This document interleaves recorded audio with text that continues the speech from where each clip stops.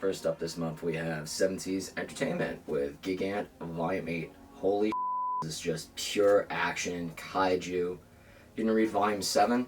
It was really good, and it led up to this. This was amazing. I still highly recommend Gigant. It's one of my favorites. It's that cultured, spicy gentleman make you nosebleed. It's a good series. Check it out if you haven't yet. Picked up I Think I Turned My Childhood Friend Into a Girl, Volume 1 from 7Seas. Didn't read it yet. I think the main character gets isekai'd and turned into a girl from being a guy. Let's read the blurb on the back. A romantic comedy with a twist. It's a familiar story of a popular high school student that gives their plain friend a makeover and transforms their life. But this time, both popular student and plain friend are boys. Mikado Kenshiro has loved cosmetics all his life, keeping his obsession a secret. But when his childhood friend Hiro lets Kenshiro know, practice apply makeup on him, the results are earth-shattering for both of them. I don't know. Could be a boy's love. Whatever. Book throw. We got Yakuza Reincarnation Volume 2. I picked it up because I said I was going to give it the 3 manga volume and see how I liked it, and so far it's been pretty good. It's a nice story. It's an isekai. It's different. It's a check it out. Then we have Some Perilous Volume 3. I think this is enough for me to start binging it. It is a Yuri Kaiju series, and as you can tell by the front of the cover, it's not for kids. From the same company, 7Seas Entertainment, we have Ghost Ship, their adult line. This is The Witches of Adams, Volume 2. Basically the main protagonist, diamonds, and witches want it. I give you the blurb on the back. I read Volume 1, I liked it. Forgot all about Volume 2 because I've been so busy. Says, smells like trouble. Satu Yukinari already achieved its literal diamonds, but his curse is still evolving. He's been holding back from getting off so long that he's begun to produce haughty pheromones, the effects of which flip his once peaceful schoolgirls on its heads. A harem of thirsty girls all want a whiff, and before he can escape, it culminates in a buxom teacher ensnaring him in the classroom after school. So yeah. New line from 7Seas is Steamship. It's more of a, I want to say it seems like a girl's erotica shoujo style thing. This is Outbride Beauty and the Beast Volume 1. I actually read it. I didn't mind it, but it could be kind of problematic. Let me read you the blurb on the back. It says, all men are beast, but these men are gorgeous. After a tragic accident, Mashiro wakes up in a strange world to find herself surrounded by 4 beautiful, beastly men who call themselves the Celestials. So it's a reverse harem story with a female instead of a male. So, it was alright. There's just one problem. Mashiro is the only human female in this world, and the Celestials are imploring her to mate with them and bear their children. How can this shy young lady whose boyphobia to repopulate the world when all she wants to do is overcome her fear and find true love? The art's pretty good. There's a couple adult situations, but it's not bad. There is some lingus and finger blasting going on in this, but it's kind of cute. It's probably more for females. I'll read one more, but it was pretty smutty. I didn't think it would be this smutty, but it's Steamship, so I guess it's steamy as yeah, perverts. We got Kadansha Comics. This is the final volume of Watakoi Love is Hard for the Otaku. I got the Books A Million variant. I liked it out of all the ones that I saw, so I picked it up, but it is damaged. I should have sold this one when this was going for like about what, $200, $300. I just wanted it for my collection, so I picked it up. Got a new series from Shuzo Oshime. We have Welcome Back Alice, Volume 1 and 2. And I picked this up not knowing anything about it. And yeah, it's as you think it is. Let me read you a blurb in the back. Welcome Back Alice is the latest work by Shuzo Oshime, the author of Blood on the Tracks, Happiness, and Flowers of Evil. I liked Happiness. I thought it was a really good vampire story, but it seems like everything Shuzo does is somehow sexually perverted. Same thing with Devil's Ecstasy. Can't wait for Volume 2. Childhood friends, Yoi, Kai, and Yui are reunited in high school, but there seems to be a straightforward love triangle between the 3 of them that takes them to an unexpected turn when Key shows up looking and dressing like a girl. That's key. This story of adolescence, a waking up, perversion, and love, Oshime sets out to explore the boundaries of sexuality, gender, and identity. So yeah, it's basically transsexual in high school in Japan, and just thick. Doing a volume 2! I actually can't wait for volume 3. It wasn't as bad as I thought it would be. Normally, like I said, I'm not really into the boys' love or like trainee stuff, but it was pretty well done. I don't want to spoil it. That's all I gotta say. It's decent. Want something different? You like Oshime? Check it out. We have Vertical Comics with Baka Monogatari, Volume 14. I love Baka Monogatari. I've listened to a couple of the audiobooks. I have 2 of the light novels, and I think I've read up to like volumes 4 or 5. It's confusing, but it's awesome. I'd highly recommend it. Alright. Our final publisher is going to be Viz Media. These are the Viz signature series. To Strip the Flesh, it is a short anthology collection. First story, awesome. Loved it. It was long. It was enjoyable. There's like 3 or 4 backups. They were meh. I'd say the main story is actually good, but I'll read you the blurb on the back. Alright, it says, To Strip the Flesh. Chikai Ogawa has never doubted who he is. Although the rest of the world hasn't been kind, beyond his mother's dying wish, Chikai tries to become a good daughter to his ailing father, but the burden becomes too great. Chikai sets out to remake himself on his own image and discovers more than just personal freedom in his transition. He finds understanding that people who matter the most. Moving collection of 6 short stories that explore what must be stripped away to find the truth and celebrates the beauty of embracing who you are. There's a couple cute ones. Basically this girl, she was brought up to be a tomboy, ends up deciding she wants to become a man. She's afraid of her father finding out, but she's a hunter. Works out pretty good. Other stories. This old lady's really cute too. Her grandson is in a J-pop band, and she ends up talking to this girl at a gravesite. It's pretty cool. The other ones are just meh. I wouldn't recommend it, but want something different. It was pretty cool. It was different. I'd say check it out. We got Beastars Volume 19. It's gotten pretty close to the end. I forget how many there are. I want to say there's like 20, 22. I don't know. But yeah. I'm just waiting to binge it once it's over. I think I read up to like volumes 4 or 5. It's pretty good. Alright. This is from Shonen Sunday. This is Mao, Volume 5. Same creator as Inuyasha. Not much to say. It's because I only read Volume 1. I'm just waiting to binge it at some point, but I have some backlog. It's probably go later.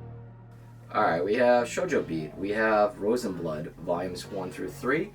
A bunch of people were talking about it. So I figured, hey, what the hell, I'd pick it up and see what it's about, because I like vampires. Let's read you the blurb real quick on the back. It says, what lurks behind the gaze of mesmerizing men who eat blood and crystals? I should have read the back before I bought this. After a horrific carriage accident, Stella, Violetta awakens in a gothic mansion to find her saviors are gorgeous young men. The manor's resonance that let her stay as a maid, but Stella soon realizes that their allure hides a savage thirst. Levi Rune and the mysterious man who took Stella in have a bare kitchen and a moaning box in the stairs. What the f*** does that mean? I don't know. After discovering mansion dwellers, Gilbert's lifelike sculptures, a new maid faces the sinister reality. Can she survive the bloodlust? Stella must distinguish the danger from the passion, fear beginning to feed on her. So yeah, could be bad, could be good. Here's Volume 2. And I also grabbed Volume 3. Probably a trashy romance series, but I could enjoy it. I like vampires. It's giving me that Twilight vibe feel. I just hope it's not though, but whatever. Kubo Won't Let Me Be Invisible. I'm not sure if I reviewed this or not, or I just had a dream and I did, but there's Volume 1. It was alright. Basically, main character, he's just pretty much invisible, everyone besides his best friend. Oh wait, I did review this one. Never mind. Alright, on to all the Shonen Jump Viz Media. We got Kaiju number 8. I love Kaiju number 8. I'm way past this, but I actually picked this up at Walmart. I hate Walmart, but for like $7.99, pretty good deal. We got Jujutsu Kaisen Volume 16. Still a great ongoing series. I really enjoy it and like it. And for some reason, does this give anyone else like that Mad Magazine, like Max feel? The face, that's what it just reminds me of. One of my favorite series I've been reading for years, I never talk about, no one talks about or likes, is Seraph of the End. This is Volume 24. I actually put this on hold to read a while ago, because I know there's more coming out. And months and months later, 24 finally came out. You like vampires? Check that. We got Sakamoto Days Volume 2. This is a great, just over-the-top, ridiculous ex-assassin just trying to have a life. Now he's a fat guy living with the family and gets in crazy hijinks and adventures. I'd highly recommend it and pick it up. It's a good series. You want something that's different and fun? This is. Picked up Ghost Reaper Girl. I read a couple of the issues inside the Shonen Jump app, and I really enjoyed it. I think there's only going to be 2 or 3 because it's got canceled, but I'll read you the background blurb. And it's fun, stupid, useless, a little bit of fan service. It says, Chloe has dreamed of leading a glamorous life as an actress ever since she was little. But being the ripe old age of 28, 38, she ain't that old, at 28 might be working against her. And her spontaneous display of violence aren't helping either. Not all hope is lost, however. She might be perfect for the role offered by the mysterious and charming new man in her life. Can Chloe become the Ghost Reaper Girl and take down the evil spirits that have escaped from Hades? Basically, her weapon is a guy from hell, and she hunts down escaped spirits from hell. It's pretty good. It's fan servicey. It's different. I'd say check it out. It's kind of fun. And finally, we have Yen Press. This is in the land of Laydale. I remember hearing about this at New York Comic Con last year, and it intrigued me. I'll read you the blurb on the back. Basically, I also checked out the anime a couple episodes. It was cute, fun, kind of like an isekai slash MMORPG the girl gets stuck in. But I'll let the blurb on the back do the talking. It says, when Kina Akamagi's life support accidentally gets cut off, she suddenly finds herself in the body of a high elf Kenya, her avatar, and the VR MMORPG known as Leaddale. But 200 years seem to have passed by from when she last logged in, and she seizes the second chance at life in the world, both familiar and strange. She'll have to figure it out for herself to find out how much has changed in all that time. It's cool. It's different. That's what I like. I like the weird, different This, you know what reminds me of? Almost Sword Art. Not as bad as Sword Art, but just that idea in the same vein. What's that, Nick? You like ReZero? Of course I like ReZero. I have a penis, don't I? That's getting cut out. Alright, we got ReZero starting another life in the world. This is the Frozen Bond. This is before ReZero, and it's an OVA. They also have the movie for it. You can probably find it on HBO Max. I'll read you the quick blurb in the back. It says, before returned by death, the fateful tale woven by the girl and a spirit. Deep within the isolated Great Elor Forest, a freezing land covered in snow and ice, lives a girl feared by her resemblance to the legendary witch of jealousy. She is the half-elf Amelia, her only companion, a cat-like spirit named Puck. Both have similarities spurred by duty and guilt, yet the two never grow closer. In this world, days seem that they're unchanging eternity, but their trials await them and are merciless like hellfire. So yeah, basically it's just the manga adaptation of the OVA that they made for the second movie. And then we have ReZero starting a life in another world, Chapter 4, Sanctuary, and The Witch of Greed. I was missing Volume 1, and Volume 4 hasn't came out, and I will have all of the ReZero up to date. I love the series. I'm a sucker for it. You want some more weird-ass isekai? Bam! Right here. You want a rom-com? Right here. You want something that's more shoujo than anything? Boom! Right here. What we got? We got The Dark History of the Reincarnated Villainous Volume 5. I enjoyed Volumes 1 and 2, and I forgot all about the series until I was manga shopping about 2 months ago, and I was like, oh, Volumes 3 and 4 are out. And then 5 came out 2 months ago. It was pretty good. What? You want more isekai? God damn it, sure, why not? We got Konosuba, The God's Blessing on the Wonderful World, Volume 13. How can you not love Konosuba? It's stupid, it's fun, and it's just over the top, crazy fan service, just a fun RPG style thing. I love it! This is my final book that I picked up for the month. The guy at Barnes & Noble told me that was pretty good, and he has pretty good recommendations. This is Mizuno and Chimaya. I don't know how to pronounce it. It is a Yuri love story. It's pretty thick, so I'm assuming it's 2 or 3 volumes just crammed in one giant omnibus. Read you the back. I heard a lot of people didn't like it, but I picked it up. I'll still read it at some point. It Says Mizuno, the daughter of a mayor candidate, is desperate to escape in the suffering pressures and scrutiny of a small town life.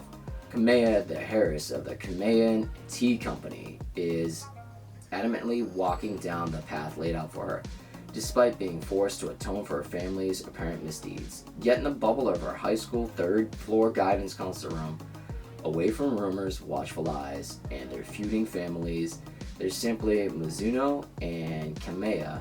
Two teenagers find comfort and hope in each other. But when the outside world tries to tear them apart, the two must find a way to protect their relationship and, more importantly, themselves. I don't know. Yeah, that was my month of June. Sorry for taking too long. It's just I've been really busy. We paid off my house, so now we're remodeling and everything, getting ready to sell the house so I can have a bigger house. Because I've ran out of room for all this manga, let's be honest. But if you liked the video, do me a favor and give me that thumbs up. I appreciate it. Helps with the algorithm. And if you're not subscribed yet, please think about subscribing. I really do appreciate it. I'm only 27 subs away from hitting that 1K mark. And also click the bell notification icon every time I post new stuff. That way you guys get to see it. Thanks, and sorry for taking so long. Bye.